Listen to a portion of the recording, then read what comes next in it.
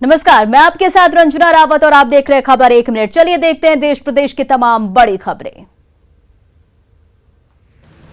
देश की आजादी के बाद खनिज संपदा से परिपूर्ण बिहार एक बार फिर मालामाल होने वाला है। बिहार में पोटाश, क्रोमियम और निकेल के भंडार मिले हैं। औरंगाबाद और गया में पोटाश तो रोहतास में क्रोमियम और निकेल के भंडार का पता चला है, जिसके खनन की इजाजत केंद्र सरकार ने बिहार को दे दी है।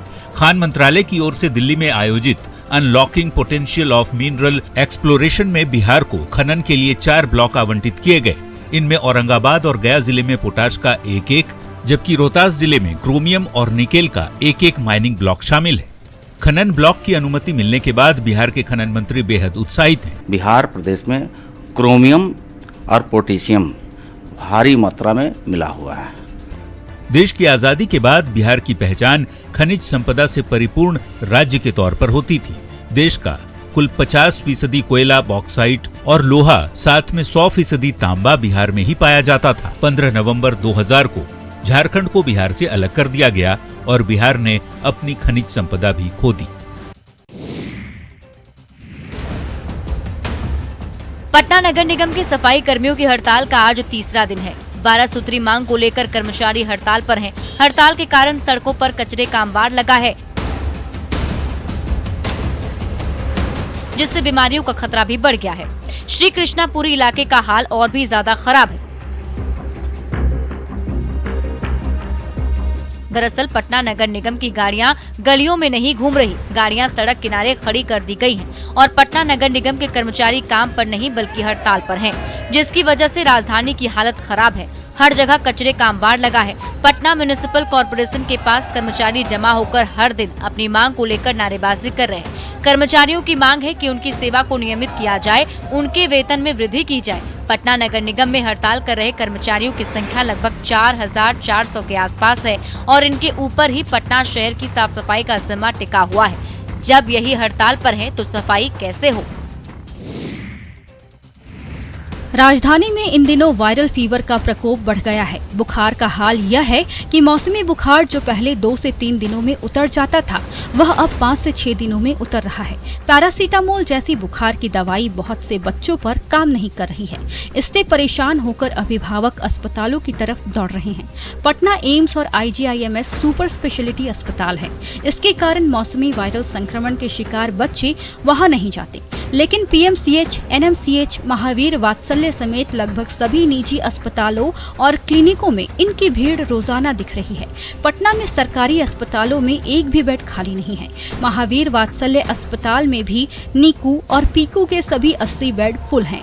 डॉक्टरों की माने तो ये वायरल फीवर कोरोना का ही साइड इफेक्ट है और उसकी वजह से ही बच्चों में सर्दी, खांसी से लेकर सांस लेने की समस्या आ रही है। डॉक्टरों का ये भी कहना है कि जिन नवजात बच्चों के दिल में छेद है और उनके वजन कम है, वो जल्द वायरल इन्फेक्शन के शिकार हो रहे हैं।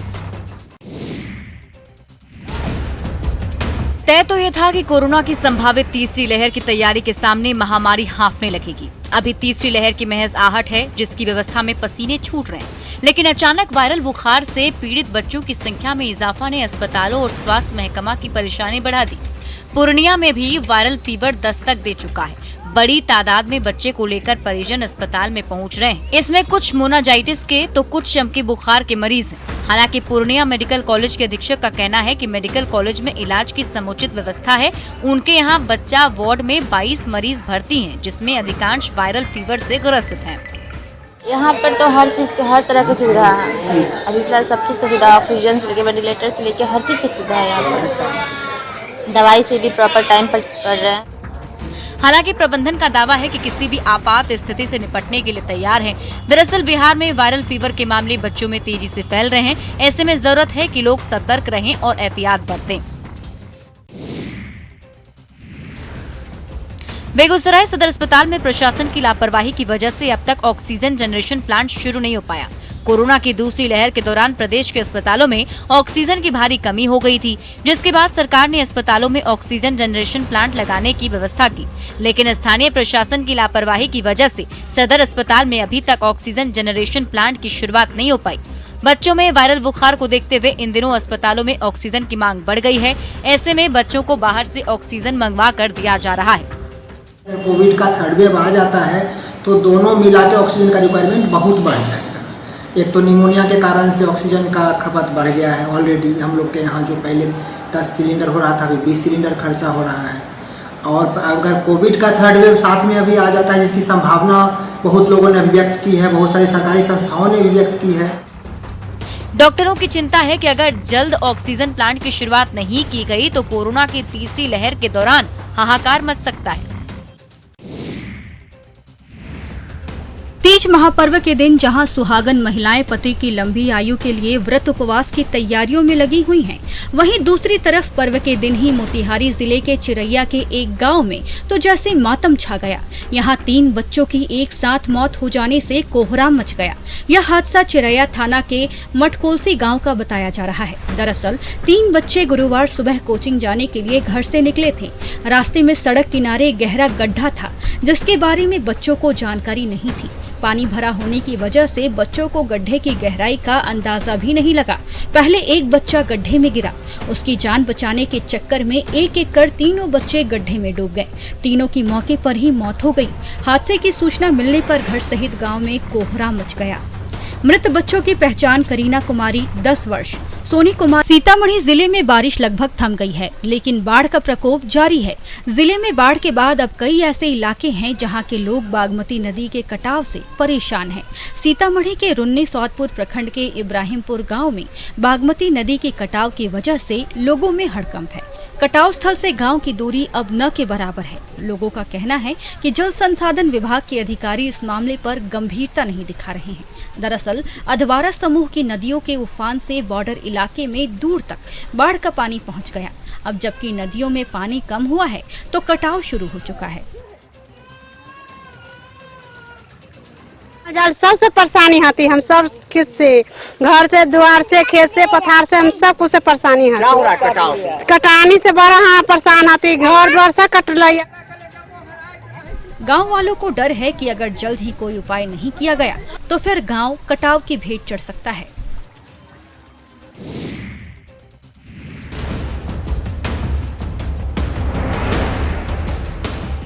जून से बिहार की नदियों के जलस्तर में उतार चढ़ाव जारी है। एक बार फिर से गंगा के जलस्तर में गिरावट के बाद दियारा इलाके के लोगों को थोड़ा सुकून मिला है, लेकिन गंडक के जलस्तर में दोबारा वृद्धि के कारण मैदानी इलाकों में रहने वाले लोगों की परेशानियां बढ़ने लगी है।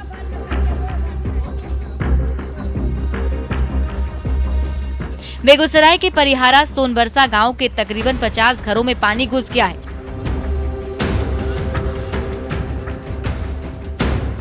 आलम यह है कि आने जाने के लिए गांव वालों के लिए सिर्फ नाव ही एकमात्र सहारा बचा है, लेकिन स्थानीय लोगों का आरोप है कि प्रशासन से कई बार गुहार लगाने के बावजूद अब तक उन लोगों को नाव नहीं मिल पाया।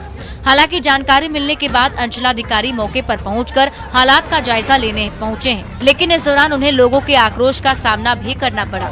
फिलहाल अंचलाधिकारी ने लोगों को जल्द नाव उपलब्ध कराने का आश्वासन दिया है। गरीबों के लिए केंद्र और राज्य सरकार की कई योजनाएं चल रही हैं, लेकिन अधिकारियों की लापरवाही से लोगों को इसका लाभ नहीं मिल पा रहा है। गोपालगंज में भी जरूरतमंदों को कल्याणकारी योजनाओं का फायदा नहीं मिल पा रहा। ताजा मामला खाद्य योजना से जुड़ा है, जहां कई लोगों को अभी तक राशन कार्ड नहीं मिला है। जिन्हें राशन कार्ड मिला भी है उन्हें राशन नहीं मिल रहा। बायोमेट्रिक सिस्टम के आधार पर राशन कार्ड देने की योजना बनाई गई ताकि असली लाभुकों को ही खाद्य योजना का लाभ मिल सके, लेकिन सदर प्रखंड के मानिकपुर पंचायत में कई लोग सालों से राशन कार्ड के लिए चक्कर लगा रहे हैं, लेकिन राशन कार्ड उन्हें नहीं मिला, जबकि कई लोग मरे हुए लोगों के नाम पर भी अनुचित तरीके से राशन का उठाव कर रहे हैं। तो 5 बरस में हमारा 1 ग्राम एथी अनाज नहीं मिला, तो लॉकडाउन में जाते काम करे तो पुलिस लोग मार के भगा देते। सरकार खाद्य सुरक्षा योजना लेकर आई है, जिसका उद्देश्य एक गरिमापूर्ण जीवन जीने के लिए लोगों को खाद्यान्न की पर्याप्त मात्रा उपलब्ध कराना है, लेकिन लापरवाही की वजह से योजना गोपालगंज में दम तोड़ रही है। बेतिया में अपराधी पुलिस को खुलेआम चुनौती दे रहे हैं। चोरों ने एक दुकान से करीब 6 लाख की मोबाइल उड़ा ली, जिसकी तस्वीरें सीसीटीवी कैमरे में कैद हो गई। चोरों ने दुकान का शटर टेढ़ा कर मोबाइल फोन निकाल लिया। तस्वीर में साफ दिख रहा है कि एक रिक्शे पर 3 लोग पहुंचते हैं और सड़क पर चहलकदमी करने लगते हैं। इसके बाद चादर की आड़ लेकर दुकान का शटर टेढ़ा कर मोबाइल निकाल लेते हैं। तस्वीरें बुधवार सुबह 3:45 बजे की है। हैरत की बात यह है कि चोर काफी देर तक वहां घूमते रहे, लेकिन पुलिस कहीं भी नजर नहीं आई। अपराधियों ने लगभग आधे घंटे के अंदर 6 लाख रुपए कीमत के 46 मोबाइल की चोरी कर ली। पुलिस को इसकी भनक तक नहीं लगी। घटना नगर थाना क्षेत्र के अजंता सिनेमा चौक की है। देखा कि शटर का हल्का सा मुड़ा हुआ था आगे से, फिर अंदर घुस के देखा तो कार्टून से सारा मोबाइल गायब था। स्टॉक मिला 43 फोन था जो गायब था। पहले सुबह ऐसी घटना हो जाती है और पता नहीं चलता। ऐसे में समझा जा सकता है कि शहर की सुरक्षा कैसे हो रही है, जबकि डिप्टी सीएम का आवास और बीजेपी अध्यक्ष का आवास इसी शहर में है।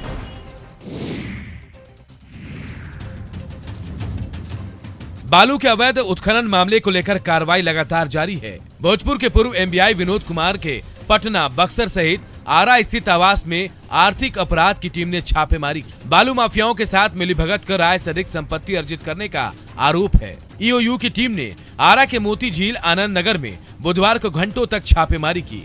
सूत्रों के मुताबिक आर्थिक अपराध की टीम को पूर्व एमबीआई के घर से कई महत्वपूर्ण दस्तावेज और सबूत हाथ लगे हैं,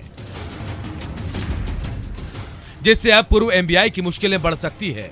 इसके साथ ही आर्थिक अपराध की टीम फिलहाल सस्पेंड चल रहे पूर्व एमबीआई के ससुराल आरा के महाराजा हाथा भी जा सकती है, जहां ससुराल के लोगों से पूछताछ की जाएगी। आपको बता दें कि बालू माफियाओं से मिले भगत कर अवैध बालू लदे ट्रकों और अन्य वाहनों को पास कराया जाता था। माफियाओं के साथ मिलकर अवैध खनन कराने के आरोप में पिछले दिनों उन्हें सस्पेंड किया गया था।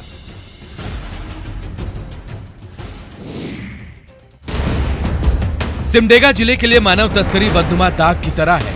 आदिवासी बहुल जिले में लोगों के भोलेपन का फायदा उठाकर मानव तस्कर उन्हें झांसा देते हैं और फिर लड़कियों को महानगरों की चकाचौंध भरी जिंदगी का झांसा देकर बेच डालते हैं। वहां इन लड़कियों के साथ जानवरों की तरह सलूक किया जाता है। पिछले 1 साल में पुलिस ने 16 मामले दर्ज किए, जिसमें 88 लड़कियों का रेस्क्यू किया गया। वहीं 24 मानव तस्करों को जेल भी भेजा गया। पुलिस अब मीडिया के साथ साथ सभी प्रभावशाली लोगों को मानव तस्करी के खिलाफ जागरूकता अभियान में शामिल होकर इस कलंक को समाप्त करने की अपील कर रही है। हर तबके के लोगों का, प्रेस और मीडिया बंधुओं का भी सहयोग मिलेगा तो हम समझते हैं कि बहुत हद तक इसको कम करने में हम कामयाब रहेंगे। सिमडेगा के ग्रामीण क्षेत्रों में फैली गरीबी और भोलापन मानव तस्करों के लिए अनुकूल माहौल बनाता है।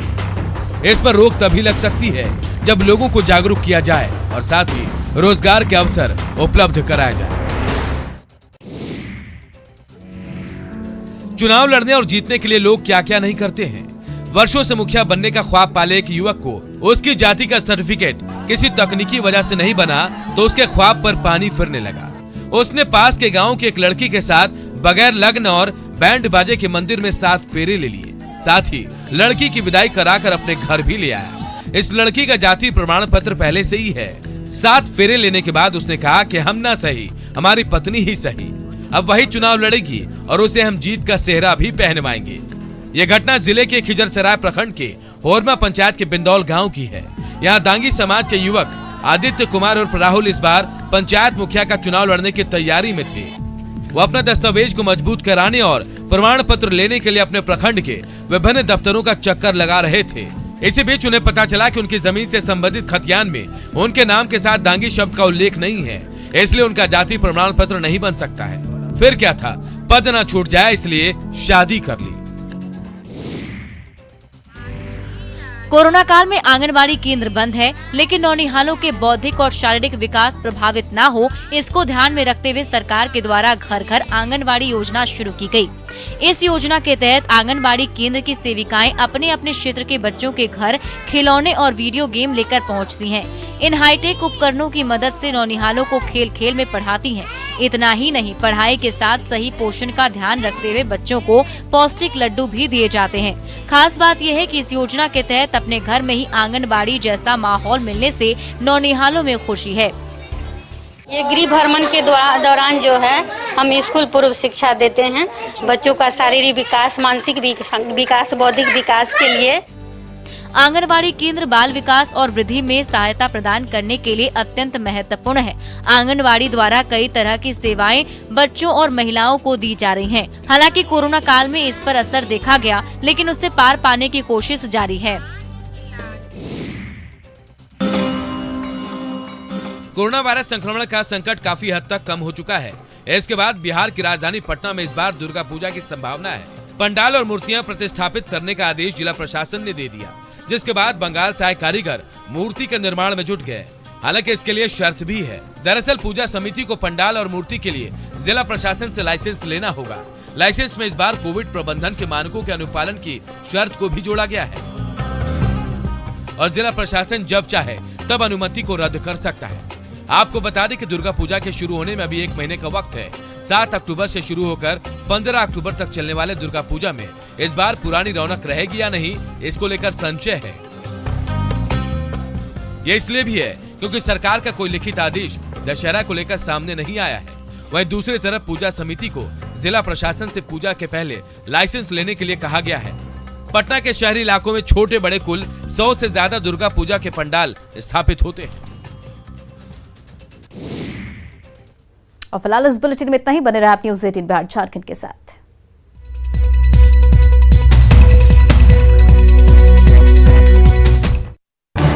इस न्यूज हेडलाइंस के प्रायोजक पेट सफा आयुर्वेदिक जूस। पेट सफा, हर रोग दफा।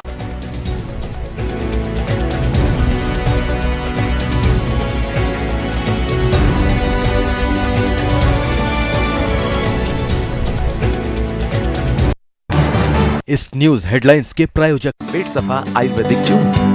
पेट सफा, हर रोग दफा।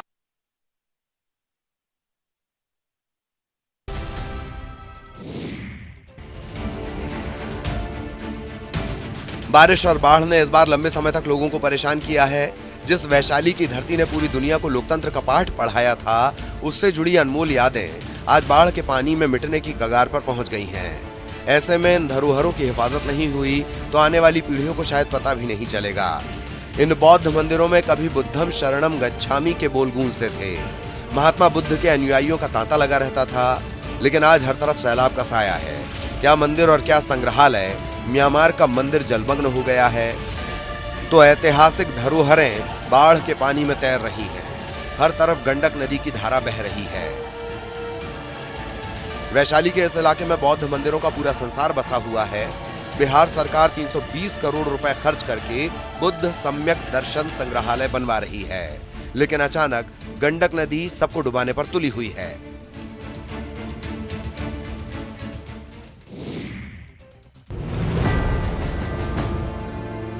बगहा में न्यूज 18 की खबर का बड़ा असर हुआ है। न्यूज 18 पर खबर चलने के बाद प्रशासन ने रामनगर अंचल अधिकारी के नेतृत्व में आनन फानन में एक टीम का गठन किया है। ये टीम दोन के 2 पंचायतों के 26 गांवों का निरीक्षण कर नुकसान का आकलन करेगी और राहत देगी। न्यूज 18 ने खबर दिखाई थी कि कैसे दोन इलाके के लोग मरीजों को खाट पर लेकर पैदल अस्पताल जाते हैं और करीब 25 किलोमीटर का सफर उन्हें पैदल तय करना पड़ता है। उस क्षेत्र में जो भी लोगों की कठिनाइयाँ है, जैसे किसी का घर कट गया है, आवासीय घर कटा है, पशु शेड कटा है, रास्ता कटा है, कलवर्ट पुल पुलिया कटा हुआ है और नियमानुसार यथोचित कार्रवाई करते हुए उन लोगों को सारी सुविधाएं उपलब्ध कराएगी। पहले जंगल और फिर कई नदियों को पार कर लोग अपने परिजनों का इलाज कराने जाते हैं। पहाड़ी इलाके में सभी रास्ते टूट चुके हैं। गाँव में इलाज का कोई इंतजाम नहीं। मजबूरी में लोग जान जोखिम में डालकर सफर कर रहे हैं। अब स्थिति बदलने की उम्मीद है।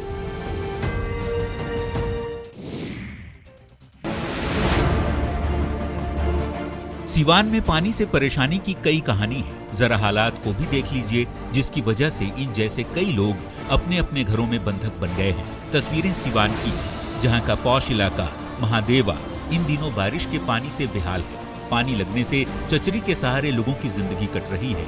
वे जरूरी कामों के लिए ही घर से निकल रहे हैं और जिनके पास चचरी के पुल का सहारा नहीं है, वे घुटनों तक पानी लांघकर अपनी राह तय करने को मजबूर है। जी, बारिश का पानी लगने से लोगों की जिंदगी नर्क बन चुकी है। उन्हें बीमारी का डर सता रहा है। अगर ये कहा जाए कि लोग जल कैदी बन गए हैं तो गलत नहीं होगा। वो भी तब जब ये मोहल्ला बीजेपी के पूर्व सांसद ओम प्रकाश यादव सहित कई वीआईपी लोगों का है।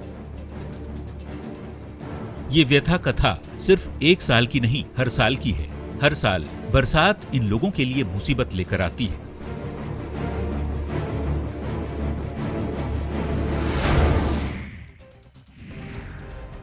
गोपालगंज में गंडक के जलस्तर में कमी जरूर आ रही है, लेकिन बाढ़ पीड़ितों की परेशानी अभी कम नहीं हुई है।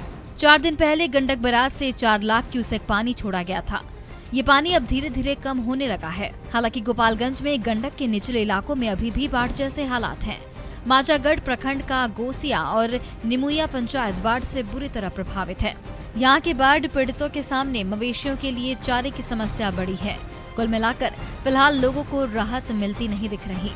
माचागढ़ प्रखंड के गौसिया पंचायत के वार्ड नंबर 14 का हाल बुरा है। यहाँ पर सैकड़ों घर बाढ़ के पानी में डूब गए हैं। बाढ़ प्रभावित गांव का जिला मुख्यालय से संपर्क टूट गया है। आने जाने के लिए सिर्फ नाव ही सहारा बचा है। गंडक के निचले इलाकों में लगातार पानी फैल रहा है। डीएम और एसपी भी लगातार तटबंधों पर निगरानी रख रहे हैं। सबसे मुश्किल है कि आने जाने के लिए सिर्फ नाव ही सहारा बचा है। गंडक के निचले इलाकों में लगातार पानी फैल रहा है।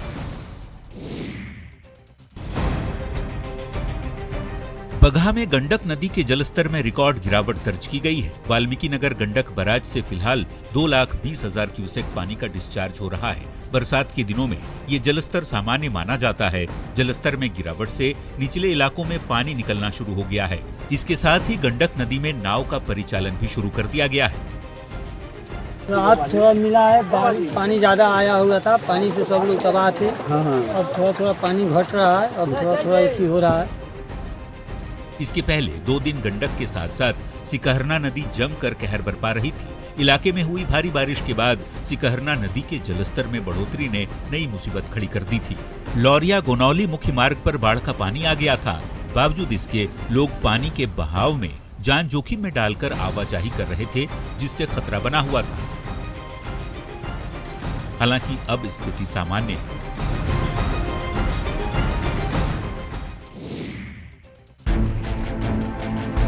सीतामढ़ी जिले में बागमती और अधवारा समूह की नदियां अभी भी खतरे के निशान से ऊपर बह रही हैं। नदियों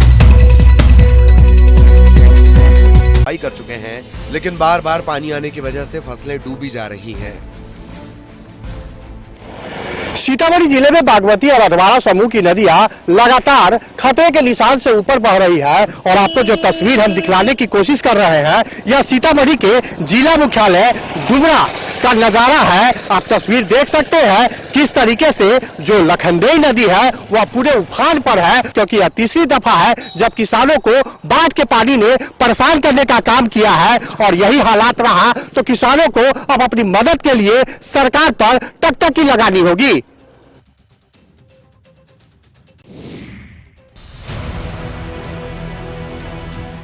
लगातार बाढ़ की वजह से उत्तर बिहार के लोग परेशान हैं। कई गांव में बाढ़ का पानी एक बार फिर से घुस आया है।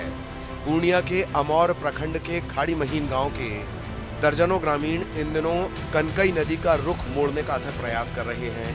कुदाल से मिट्टी काटकर ग्रामीण नदी का मुंह मोड़ने की कोशिश में हैं। नदी का मुंह मुड़ जाने से नदी खाड़ी पुल के नीचे होकर गुजरेगी, जिससे कई गांव कनकई के कटाव से बच जाएंगे। ताराबाड़ी, नगरा टोला और खाड़ी महीने के ग्रामीणों ने स्थानीय प्रशासन और जनप्रतिनिधियों से कई बार स्थायी समाधान की गुहार लगाई थी, लेकिन जब किसी ने गुहार नहीं सुनी तो ग्रामीण खुद श्रमदान कर गांव को कटाव से बचाने में जुटे हैं। सभी खुदाली लेके आए हैं इधर, इसलिए कि नदी पुल के नीचे आ जाए और हम लोग उधर खतरा से बच जाए। सरकार हर संभव मदद की कोशिश कर रही है, लेकिन लगातार बाढ़ की वजह से मदद कम पड़ रही है। ऐसे में महीन गांव के लोगों की पहल सराहनीय है।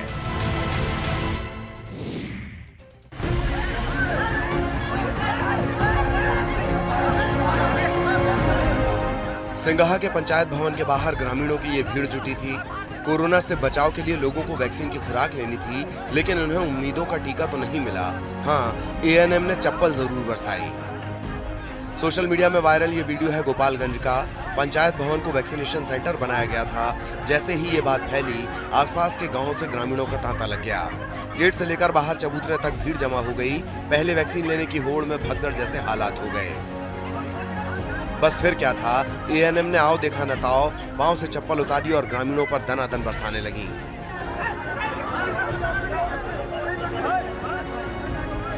एएनएम की करतूत से भीड़ का पारा चढ़ गया और आग बबूला ग्रामीण एएनएम पर टूटने लगे। इसी बीच किसी ने यह तस्वीर कैद कर ली और फिर सोशल मीडिया पर डाल दी। हालांकि आरोपी नर्स की पहचान नहीं हो सकी है।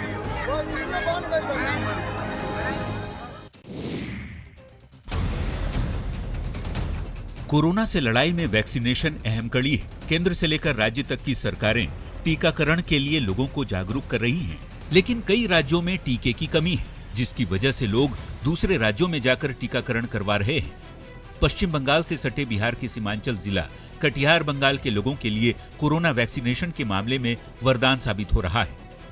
रोजाना कटिहार के कई केंद्र पर बंगाल के अलग अलग जिले से बड़ी संख्या में लोग वैक्सीन लेने आ रहे हैं। लोगों की संख्या हर रोज बढ़ रही है।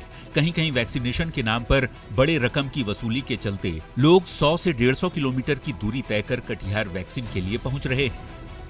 काफी भीड़ है। कुछ आदमी का कहना है कि कुछ पैसा कौड़ी ले रहा है, इसलिए काफी मात्रा में आए हुए हैं। रायगंज, मालदा, इस सब पर लोग आए हुए हैं। बंगाल में कोरोना टीकाकरण को लेकर बड़ा फर्जीवाड़ा हो रहा है। कोलकाता के कस्बा इलाके में तो फर्जी कोरोना टीकाकरण शिविर लगने का सनसनीखेज मामला भी सामने आ चुका है।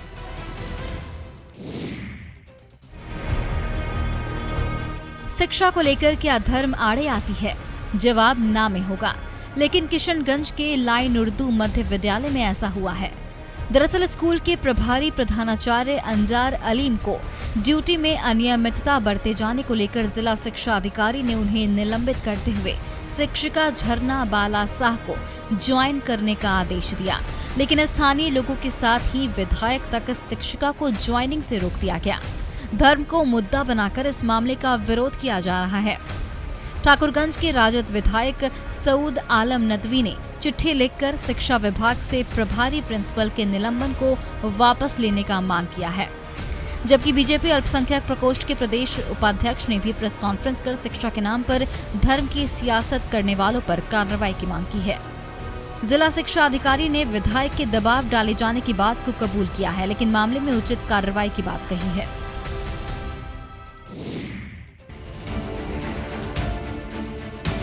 बारिश और बाढ़ ने इस बार लंबे समय तक लोगों को परेशान किया है।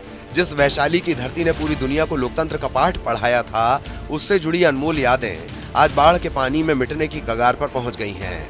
ऐसे में इन धरोहरों की हिफाजत नहीं हुई तो आने वाली पीढ़ियों को शायद पता भी नहीं चलेगा। इन बौद्ध मंदिरों में कभी बुद्धम शरणम गच्छामि के बोल गूंजते थे। महात्मा बुद्ध के अनुयायियों का तांता लगा रहता था, लेकिन आज हर तरफ सैलाब का साया है।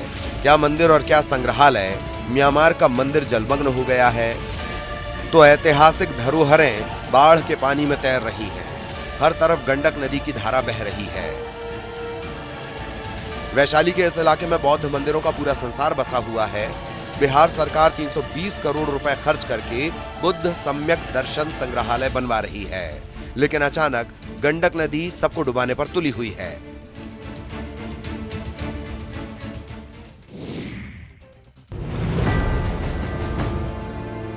बगहा में न्यूज 18 की खबर का बड़ा असर हुआ है। न्यूज 18 पर खबर चलने के बाद प्रशासन ने रामनगर अंचल अधिकारी के नेतृत्व में आनन फानन में एक टीम का गठन किया है। ये टीम दोन के 2 पंचायतों के 26 गांवों का निरीक्षण कर नुकसान का आकलन करेगी और राहत देगी। न्यूज 18 ने खबर दिखाई थी कि कैसे दोन इलाके के लोग मरीजों को खाट पर लेकर पैदल अस्पताल